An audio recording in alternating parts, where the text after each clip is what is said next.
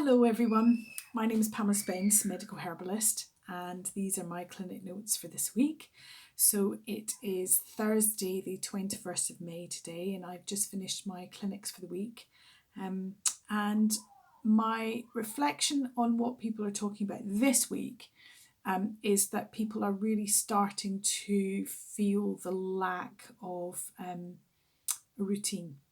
And this is showing itself up in lots of different ways. So for some people, it means that they have really stretched their going to bed time. I know that I've been guilty of that this week, and they're getting up time, and that they are feeling the need to put some kind of structure back in. Particularly in Scotland, as we are likely looking at our children not going back to school until August. So we know that we're going from term time into a place where there's even less structure going on. And so one of my patients was saying that she felt like she should get up at the time that, she would get up if she's going to work, and that is at 5:45 in the morning. And I was saying, no, I wouldn't recommend that right now. There is a balance here. So what I would suggest to you is, if you're finding it tricky because you've got a lack of routine, so that can impact three things really. It impacts your ability to sleep well. It impacts your ability to cope with the situation. So it very much impacts on our mental health when we just have these ongoing days of not very much going on. And it impacts things physically, like our digestion as well, like when we eat, how long we give ourselves to digest. So our whole sense of routine is out.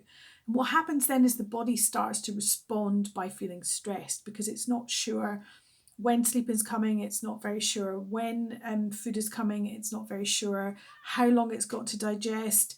And so it does move into a kind of a fight or flight place that might not feel anxious, but it's certainly not happy for the body. And one part of the body in particular is our thyroid gland, which sits here in our neck, the butterfly shaped gland. And it kind of controls the hormones, the temperature, the metabolism. And it starts to think, hang on a minute, I'm really not sure what's going on here. So I would say that if you are in a situation, particularly if you're furloughed from work right now and you're not desperately trying to work from home and maybe do homeschooling, and it feels very hectic in that circumstance, if you're furloughed and you find that you do have a lot of time, what I would say is try to put some routine in.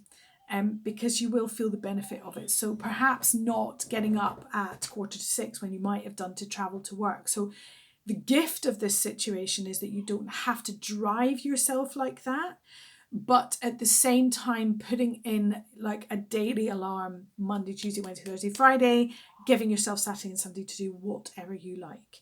Trying to go to bed at the same time every day in the Monday to Friday section, and putting that kind of those markers in your week. Trying to eat at the same time as well, because the thyroid is under excess stress when we are stressed, and it really does do much better when we have a routine about. So if you can, take the gift of not having to pummel yourself to get up in the morning super early, get ready and travel to work, but do get yourself up and put some routine into your day. And what you will find is that then the hormone levels that are constantly driving our sleep-wake cycle, for example. So hormones are not just about reproductive cycles, they're also about our sleep-wake cycle. You need cortisol to fall in the evening in order for sleep to happen. You need cortisol to rise in the morning in order for us to get up out of bed and have some get up and go and some oomph in the mornings. And if that's starting to slip, the easiest way to do that would be set yourself regular times and retrain your body to expect those things to happen. When you are looking at eating and drinking in the day, then you can also try to stick to similar times. This might sound all very boring, but it does work. It takes a few weeks, but it does help to make you feel better. And then remembering, if you're falling into that trap of too much caffeine in the day or caffeine later on in the day, what you can do is you can swap your caffeinated drinks for either non-caffeinated, or you can make them work hard for you by choosing to drink herbal infusions instead. So either ones you buy from the supermarket that are pre-blended, As you know, if you've watched my films before, I'm the herbalist who works with Twinings to create their blends. I don't get any payment for you buying more of them, but I do know that I've had a hand in their formulation, and therefore I know that they work for most people taken regularly. So things like a sleep tea at sleep time, an energized tea when you feel that, maybe you can't get going in the morning, or maybe in the mornings when you have your caffeine, and after lunch when you have that lunchtime slump and you can't be bothered, you go for a tea that's got a name like Energize, or you look for ingredients like guarana, for example, in a tea, and make these infusions work for you. So I hope that that is helpful. I know I'm certainly working hard to try to establish routines in my week at the moment, and my habit is to stay up really late and work till 1 a.m. and then feel rubbish in the morning. So I am doing these things too, and I'm finding these times challenging as well. And because I've heard this from so many people this week, I wanted to share it with you. This is what my patients are feeling. This is what I'm telling my patients to do. I hope that it's of help to you. Take care. See you next week.